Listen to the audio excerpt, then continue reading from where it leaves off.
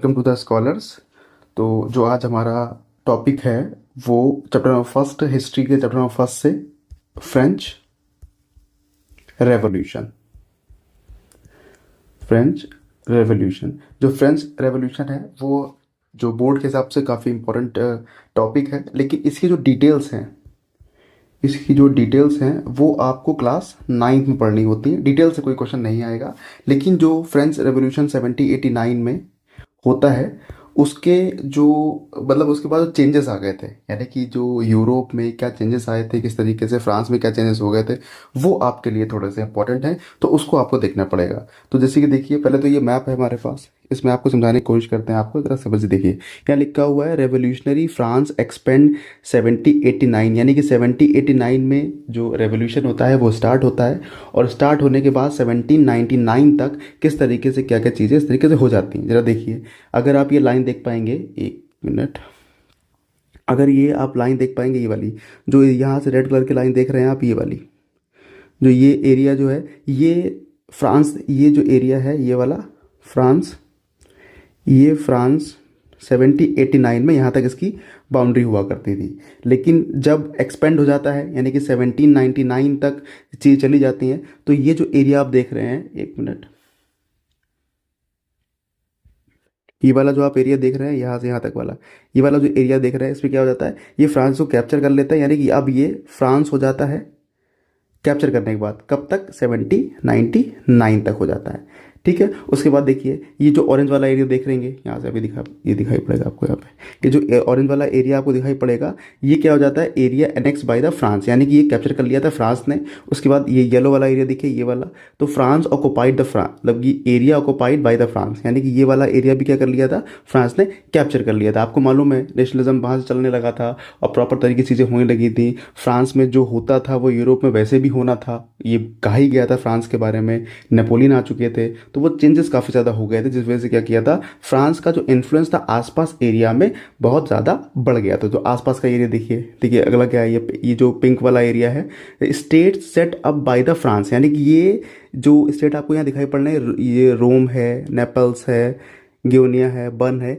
ये सारे स्टेट को किसने फॉर्म किया था, यानी किसने एस्टैब्लिश किया था, किसने, वो फ्रांस के ही तरीके से एस्टैब्लिश हुए थे, और फ्रांस का हाथ कहीं ना कहीं इसमें था। उसके बाद देखिए ये जो दिखाई पड़ेगा आपको, ये वाला एरिया जो कि लाइट वॉयलेट कलर से है, Venetian territory given to Austria by the France, यानी कि फ्रांस लगातार चीज़ें जीत रहा था, मतलब कि जो टेरिटरीज थी, एम्पायर थे आसपास में, और अपनी मर्जी के हिसाब से मालूम पड़ा कि जो हमारे दोस्त हैं, यानी फ्रांस की तरफ से, फ्रांस के साइड से बात करने वाले लोग हैं, उनको कंटिन्यूसली दे रहा था, जिसमें से ऑस्ट्रिया भी एक था, और ऑस्ट्रिया को ये वाला जो कैप्चर एरिया है वो दे दिया था। तो इसके बाद ये अब मैप समझ में आ गया होगा, आई होप आपको। तो अब थोड़ा सा आगे बढ़ते हैं, और बढ़ने के बाद इसमें आप फ्रेंच रेवोल्यूशन में आपको क्लास 10th में क्या पढ़ना है वो देखते हैं। तो आपको सिर्फ इसमें पढ़ना है, एक मिनट, थोड़ा सा ये हो जाए पतला, हम, ठीक है, आपको सिर्फ पढ़ने हैं जो सेलिएंट फीचर हैं इसके, जो सेलिएंट फीचर हैं, फीचर ऑफ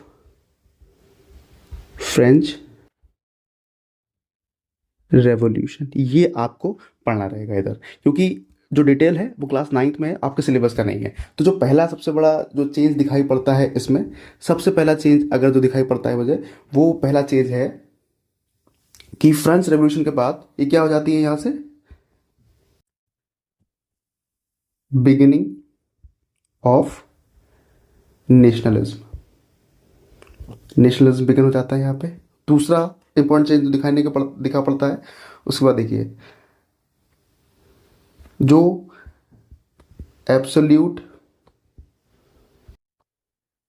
मोनार्की रहती है वो क्या हो जाती है, एबॉलिश हो जाती है, एबॉलिश हो जाती है 1789 में। ये दूसरा सबसे बड़ा चेंज देखने को मिल जाता है। ठीक है, अगला देखिए, उसके बाद थर्ड वाला पॉइंट अगर आप देखेंगे तो एक न्यू फ्रेंच फ्लैग, इसको द ट्राई कलर भी बोलते हैं, द ट्राई कलर इंट्रोड्यूस करवाया जाता है।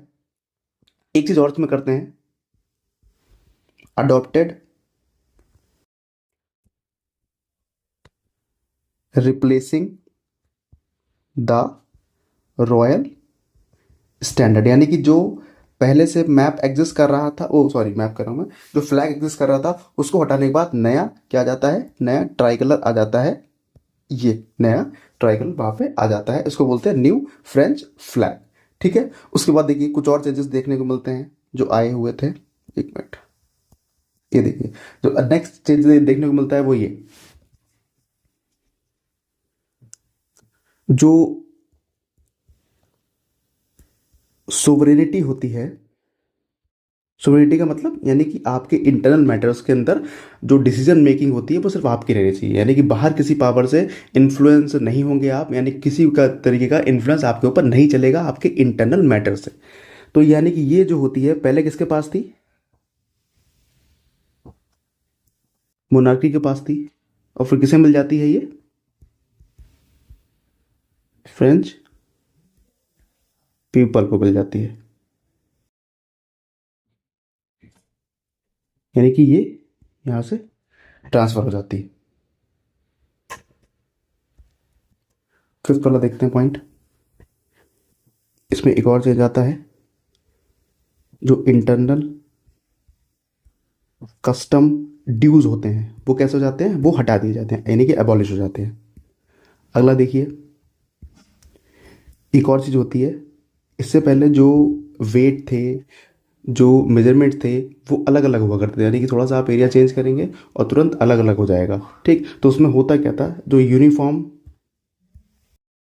यूनिफॉर्म वेट्स एंड मेजर्स वर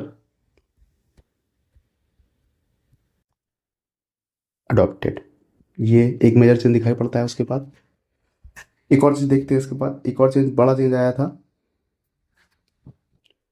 देखिए इसमें हो जाता है, जो सेंट्रलाइज पावर थी, आ सेंट्रलाइज्ड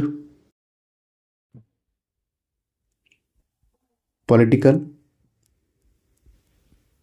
सिस्टम क्या कर दिया गया था, स्टैब्लिश्ड कर दिया गया था। सेंट्रलाइजेशन का मतलब क्या होता है ये आपको पता होना चाहिए। सेंट्रलाइजेशन का मतलब यानी कि जब डिसीजन इस तरीके से कहाँ चलते हैं, यानी कि ऊपर से नीचे की साइड डिसीजन जाते हैं, यानी कि यहाँ डिसीजन मेकिंग होगी और नीचे की तरफ एप्लीकेशन इसका होगा। डिसेंट्रलाइजेशन क्या होता है, जब यहाँ से डिसीजन बन के ऊपर की तरफ पहुंचे, इसको बोलते हैं डिसेंट्रलाइजेशन। ठीक है, उसके बाद अगला समझने की कोशिश करिए। एक छोटा सा और चेंज है जो कि उसमें हुआ था, जो एक लैंग्वेज में बहुत बड़ा चेंज आया था, जो फ्रेंच जो थी वो क्या हो गई थी, वहाँ की कह सकते हैं नेशनल लैंग्वेज बन गई थी, नेशनल लैंग्वेज बन गई थी। ठीक है, 9 वाला पॉइंट और देख लीजिए। और कुछ चीज़ें ऐसी हुई थी जो वैसे बताया मैंने आपको, ये मैप में जाइए एक बार, ये बताया, जैसे ये देखिए, जो फ्रांस था, यानी कि जो फ्रांस था इस तरीके से इसकी पावर इतनी बढ़ गई थी कि ये आगे आने वाली टेरिटरीज, यानी कि जो एरिया, जो ये वाला एरिया हो गया, सब लगातार क्या कर रहा था, कैप्चर कर रहा था, लगातार कैप्चर कर रहा था। ठीक है, तो यहाँ पे से लिख सकते हैं कौन कौन सा एरिया कैप्चर किया है, ये देख लीजिए। जो फ्रांस की फ्रांस की जो आर्मीज थी मूव्ड इनटू हॉलैंड में चली गई थी। ठीक है, बेल्जियम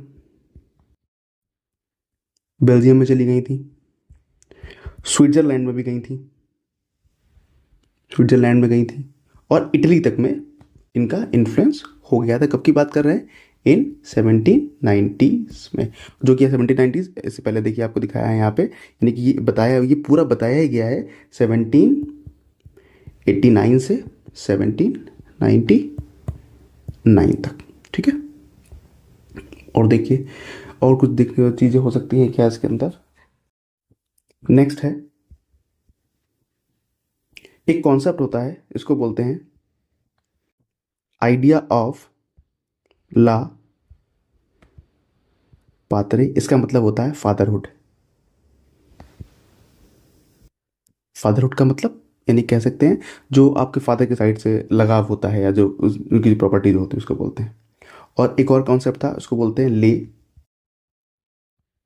सिट्यूएन, इसका मतलब द सिटीजन, यानी कि अब जो यहाँ के लोग हो गए थे वो एज अ सिटीजन काउंट करने मतलब किए जाने लगे थे वो लोग। ठीक है, तो मेरी साइड से ये फ्रेंच रिवॉल्यूशन का एक छोटा सा मैंने समराइज़ करने की कोशिश की है, जो फ्रेंच रिवॉल्यूशन के जो सेलियंट फीचर हैं यहाँ पर समझाने की कोशिश की है। आई होप आप सभी को समझ में आ गया होगा। ठीक है, मैं अब नेक्स्ट टॉपिक आपके लिए लेके आऊँगा जो भी मुझे ऐसा लगेगा कि इम्पोर्टेंट है। तब तक के लिए थैंक यू ऑल।